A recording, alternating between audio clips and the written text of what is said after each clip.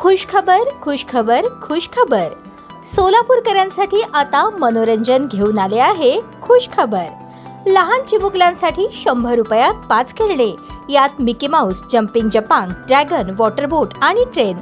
आपल्या लहान चिमुकल्यांसोबत आनंदोत्सव साजरा करा. आमचा पत्ता होम मैदान, पासपोर्ट कार्यालयासमोर, सोलापूर.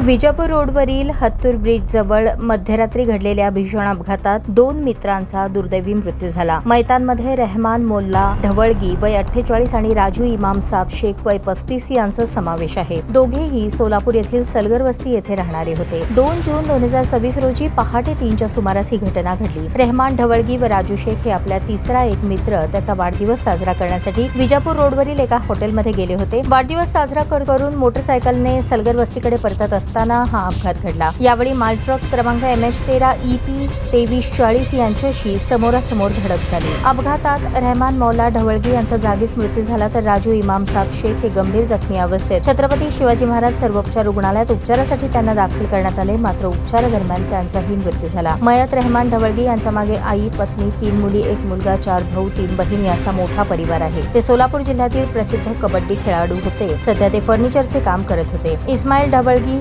उर्फ कॅप्टन यांचे ते मोठे भाऊ होते. मयत राजू शेख यांच्या मागे पत्नी, 3 मुले असा परिवार आहे. ते सोलापूर रेल्वे स्टेशनवर पाणी विक्रीचा व्यवसाय करत होते. या अपघातानंतर दोन्ही कुटुंबावर दुःखाचा डोंगर कोसळला आहे. श्री छत्रपती शिवाजी महाराज रुग्णालयात मोठ्या संख्येने नातेवाईक आणि स्थानिक नागरिकांची गर्दी झाली होती. पोलीस या घटनेचा अधिक तपास करत आहेत.